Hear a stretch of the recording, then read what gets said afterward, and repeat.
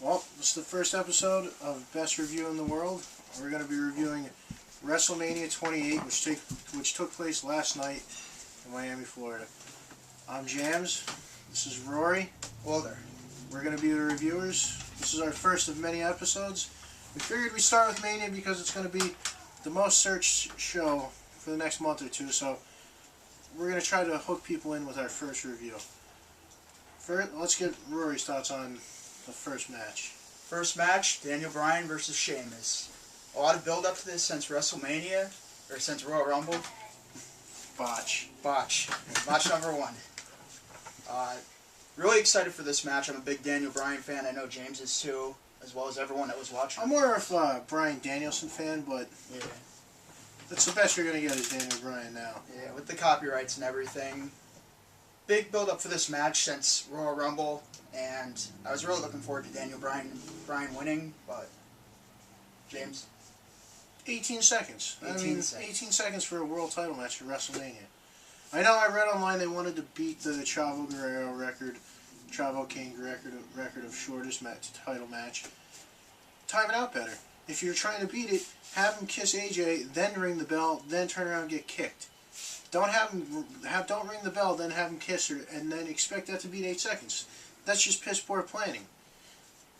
And I mean, you get on later on in the show, the reason that match was cut short to 18 seconds, Brodus Clay had to dance. They had to bring out all his mama to dance. 5 minutes of that shit.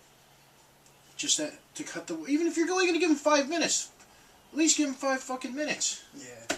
18 seconds. And it did nothing for Sheamus to win in that style. That was to protect Bryan, which, you know, he got kicked in the face, so obviously he couldn't defend himself. But you're trying to make Sheamus a credible champion, and you have him just get a fluke win. Just makes no sense. Terrible idea. At the beginning of the match, in the bell run, the crowd was going absolutely nuts for Bryan, and then they have to see that. It was just ridiculous. Really ridiculous. I know, and you have to think of it this way. In the Orton-Kane match, we'll segue into the Orton-Kane match, because I have limited time here on YouTube. Yeah. Orton-Kane, during the beginning of the match, they're chanting Daniel Bryan. So what does that tell you what the fans want? You disappointed all the fans. I really wonder what Bryan was thinking as he's in the back after his match, hearing the crowd still chanting his name. Thinking, what the fuck is this? I guess that's a step up from getting bumped to the pre-show last year. True. But you get 18 seconds. But anyway, on to Orton-Kane. Orton-Kane, that match was just two guys, two veterans, got to get them on the card, throw them in together. What build do they have? Nothing. No build. Oh, Kane came out and attacked Orton, so naturally they have to have a fight at Mania. There was no build-up, no stipulation to the match, just a one-on-one match. And that's what it was, just a one-on-one match. Terrible match. The finish was cool. The finish was cool. The finish was cool. The finish was cool. I was very surprised that Kane won. Orton jobbed. I guess it's the year of Orton jobbing. I don't know what it's leading up to. Maybe a heel turn for Orton because he is a better heel than face. It's got to lead to something. But there's not much I could say about that match other than that it was a waste of card space. On the Big Show Cody, Intercontinental title match. Big Show walks away with the title. 3 months ago he was world champ. I know it was only for like 15 seconds, but he's still world champ 3 months ago. Yeah. And now he's Intercontinental champ. Good for him winning the Grand Slam and the Triple Crown, but what does that do for Big Show? Nothing. What does it do for Cody Rhodes? The only thing I can think of is if Cody's going to go on to feud with Sheamus, because you need heels to feud with the face champion. It's the only thing I could think of. Yeah. Cody Rhodes was getting a really good push, and hopefully this doesn't end it, because he's a great wrestler. That's going to be in the video. Sorry, I just got a puppy 2 months ago, and he's a biter. That was my wife, Tracy. Anyway, on to... there's nothing more we can really say about that match, right? Nah. Okay, what's the next match? Was it the women's match? The women's match, that's right. I missed the first 5 minutes of this match. They went out to have a cigarette. I don't smoke. I went out with them. I missed the first 5 minutes. I come back, it looks like Maria Munoz. What's her name? Menounos? Menounos? All I know is she was on Channel 1 when I was in high school. Now she's at WrestleMania. Looked like she shit her pants. There's a big brown stain in it. And I saw her get the roll-up win on Beth Phoenix, which is garbage. Why can't Eve take the pin? Why do that to your women's champion? That just tells you what they think of Divas right there. Yeah. Not much I could say about that match. That's an hour of the card right there, a 4-hour card in 4 matches. Half the card gone in 1 hour. And I have to say, for the first hour, I thought this was going to be a very, very, very bad WrestleMania. Yeah. They picked it up, though, with match number 5, Hell in a Cell. End of an era. End of an era.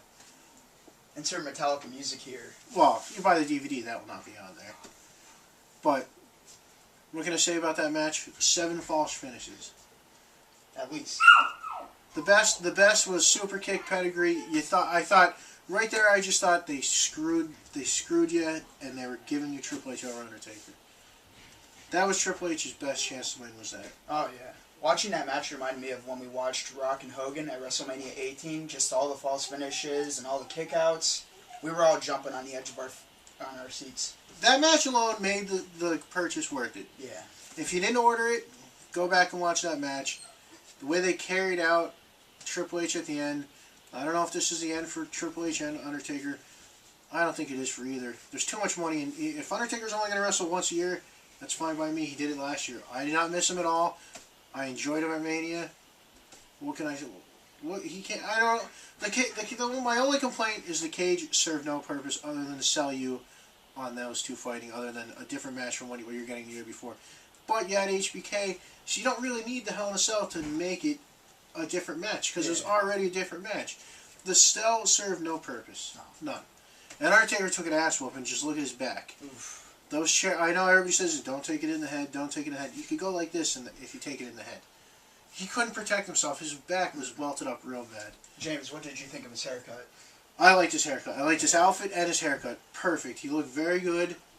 That's one of the coolest looking Undertakers of all time, I think. He definitely looked like Shredder, though, when he came out there with that. Oh, with the spikes, yeah. But it's WrestleMania, so you know he has to do something different. As Santino would say, WrestleMania. Good outfit, good match all the way. Not much. You said 45 minutes it took up. And I said, what did I say when they came out at 8 o'clock? I said, this is going to take 45 minutes to an hour. That match took 45 minutes. So, you had 4 matches, a world title match, an Intercontinental title match, and Randy Orton in the same time span that it took to do one match. That match easily could have been the main event, in my opinion. Oh, yeah, but you don't build up Cena Rock for a year to put that match, unless Taker's losing, which he didn't lose. So there's no point in putting